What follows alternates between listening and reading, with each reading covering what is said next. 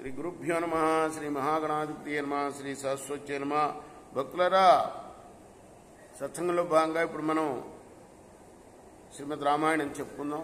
నిన్నటి వరకు బాల, అయోధ్యారణ్య, కిష్కింద, సుందర యుద్ధకాండాలు పూర్తి చేసాం. ఉత్తరకాండలోని 15 సర్గలు పూర్తి చేసి 16వ సర్గలోని 45వ శ్లోకం వరకు చెప్పుకున్నాం. ఈ రోజున 46 నుండి కొనసాగిద్దాం. కొనసాగించే ముందు వాల్మీకి మహర్షిని ప్రార్థన చేసుకుందాం. పూజంతన్ రామ రామేతి మధురం మధురాక్షరం ఆరుహ్య కవితా శాఖం వందే వాల్మీకి కోకిలం. సమర్థ సద్గురు సాయినాథ్ మహారాజ్ की जय.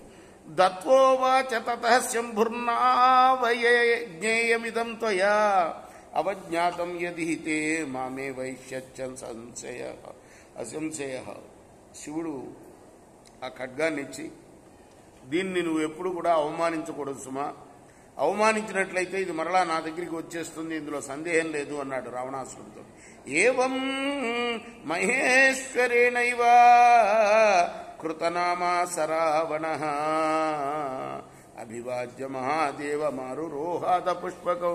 ఈ విధంగా మహేశ్వరుడు వరం ఇవ్వగానే ఆయనకి నమస్కరించి పుష్పక విమానం ఎక్కి వెళ్ళిపోయాడు రావణాసుడు. తతో మహీతలన్ రామ పర్యక్రామత రావణ క్షత్రియాన్ సుమహావీర్యాన్ బాధమానస్తతః. ఆ తర్వాత రావణాసురుడు అక్కడక్కడ ఉన్న గొప్ప పరాక్రమం గల క్షత్రియులను బాధిస్తూ భూలోకం అంతా కూడా సంచరించాడు. కేచిత్ తేజస్వినః శూరా క్షత్రియా యుద్ధ దుర్మద తచ్చాసరమకుర్వంతో వినేషు సపరిచ్ఛదా. తేజస్యాలు సూర్యులు, యుద్ధంలో మదించిన వారైన కొందరు క్షత్రియులు ఆ రావణుడి యొక్క ఆజ్ఞను పాలించడం పోవటం చేత పరివారంతో సహా వాళ్ళందరూ కూడా నశించారు. అపరే దుర్జయం రక్షో జానస్థః ప్రాజ్ఞ సమ్మత జితాస్మః ఇచ్చ భాషంత రాక్షసం బలదర్పితం. ఇంకా కొంతమంది క్షత్రియులు ఈ రావణాసురుణ్ణి జయించడం ఉన్న కష్టం అని తెలుసుకొని మేము ఓడిపోయామని లొంగిపోయారు వాళ్ళు. ఈ చార్షే శ్రీమద్ రామాయణే ఆదికావ్యే ఉత్తరకాండే షోడశ సర్గ.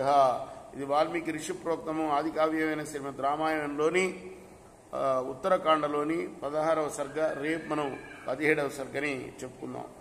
మొదలు పెడదాం. కృష్ణార్పణమస్తు. సాయి కృష్ణార్పణమస్తు.